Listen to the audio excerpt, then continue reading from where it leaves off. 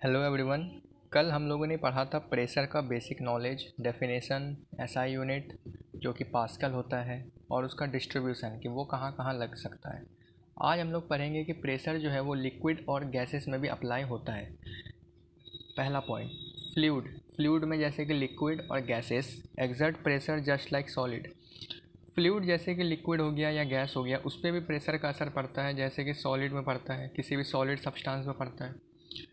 Due to their weight, solid only exert downward pressure, but liquid and gases exert pressure in all direction.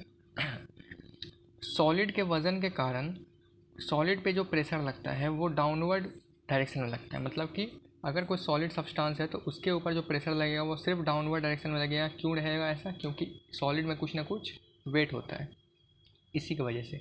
लेकिन अगर कोई fluid है जैसे कि liquid हो या गैस हो, उसमें जो प्रेशर एग्जर्ट होता है वो ऑल डायरेक्शन मतलब चारों तरफ हो सकता है। जैसे मान लीजिए कोई लिक्विड इस डायरेक्शन में भाग रहा हो, इसका प्रेशर इधर लग रहा हो, इधर लग रहा हो। ये ज़्यादातर हम लोग को किसी पैक कंटेनर में या किसी भी एक तरीके का कंटेनर हो गया, गिलास हो गया, या किसी भी चीज़ में जहाँ पे लिक्विड रखा हुआ हो उसमें एग्जर्ट होता है ज़्यादातर प्रेशर।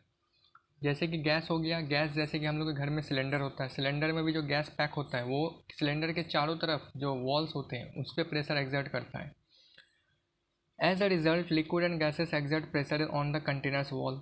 और लिक्विड और गैस जो होता है वो जो प्रेशर एक्सर्ट करता है वो कंटेनर, वो जिस कंटेनर में भरा हुआ है, जैसे लिक्विड किसी बाल्टी में रखा हुआ है कोई पानी, या गैस जैसे कि सिलेंडर का एग्जांपल लिया, वो जो प्रेशर लगाता है वो उसके कंटेनर के वॉल्स पे लगाता है।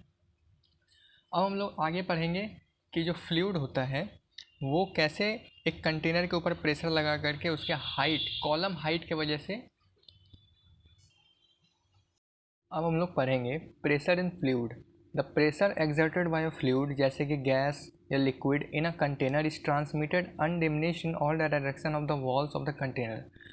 जितने भी जहाँ पर भी प्रेशर लगता है किसी भी फ्लूइड में, गैस हो या लिक्विड हो, किसी भी कंटेनर में अगर वो रखा हुआ हो तो उसमें जो प्रेशर जो होता है वो ट्रांसमिट होता है बिना किसी रुकावट के हर एक डायरेक्शन में on the walls of the container. Containers के जो वॉल्स होते हैं उसके हर एक डायरेक्शन में प्रेशर एग्जर्ट करता है।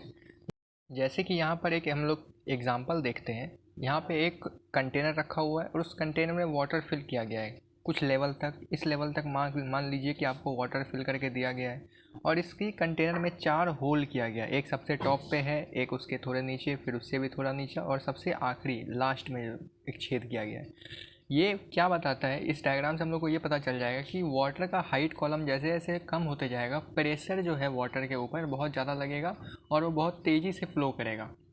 ये कैसे करता है, इसके पीछे का साइंस क्या है वो हम लोग समझते हैं। जैसे कि सबसे पहला लेयर जो है वाटर का, जैसे मान लीजिए हम लोग सबसे ऊपरी लेयर का बात करें, इस लेयर के पॉइंट पे यहाँ पे जो वाटर होगा इसके ऊपर एटमॉस्फेरिक प्रेशर के वजह से, इससे मतलब ज़्यादा प्रेशर नहीं होगा। पहली बात, यहाँ पर वाटर का जो लेवल है ये वो सबसे ऊपर है, और थोड़ा सा वाटर जो है हल्का सा वेट लगाता है तो इसके जो फर्स्ट होल से है वाटर जो है बहुत कम प्रेशर से बाहर निकलता है। वही अगर उससे थोड़े नीचे वाले छेद से हम लोग देख रहे हैं तो पानी का जो फ्लो है वो उससे फर्स्ट वाले होल से थोड़ा ज़्यादा प्रेशर से निकल रहा है। ये ऐसा क्यों हो रहा है? क्योंकि इस लेयर से अगर हम लोग बात करें, यहाँ पर जो वाटर का लेयर है इसके ऊपर में जितना भी वाटर का लेवल है वो इसके ऊपर वेट की वजह से, इसके ऊपर वेट लगा रहा है, इसके ऊपर प्रेशर लगा रहा है, इस लेयर के ऊपर, इस लेयर के ऊपर प्रेशर लगाने की वजह से इससे बहुत ज़्यादा तेज़ी से फ्लो हो रहा है वाटर। उसी के ठीक नीचे एक और होल है, और इस लेयर का अगर हम लोग बात करें, यहाँ पर जो वाटर का लेयर है इसके ऊपर और भी ज़्यादा फोर्स लगेगा, और भी ज़्यादा प्रेशर लगेगा, जिसकी वजह से वो जो होल्स है उससे और ज़्यादा तेज़ी से वाटर फ्लो करेगा।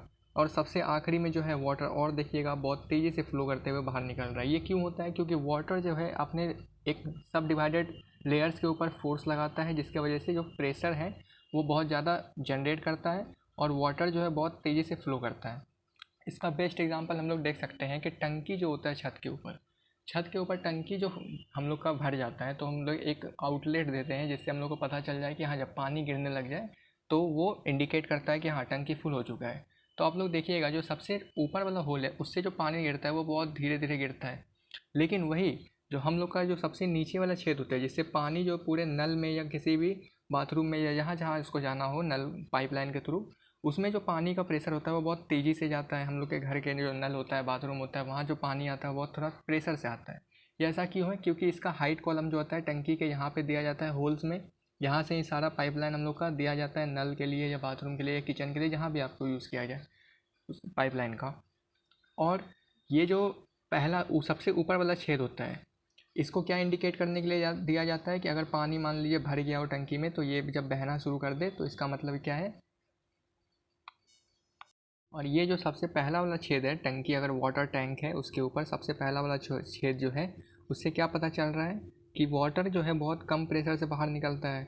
ये ऐसा क्यों हो रहा है? तो यही बात मैंने पहले बताया था कि वाटर के ऊपर इसका जो लेयर है, पहला लेयर, इस पर बहुत कम वेट होने की वजह से प्रेशर बहुत कम होता है, जिसकी वजह से इसका जो फ्लो है वो बहुत धीमा होता है।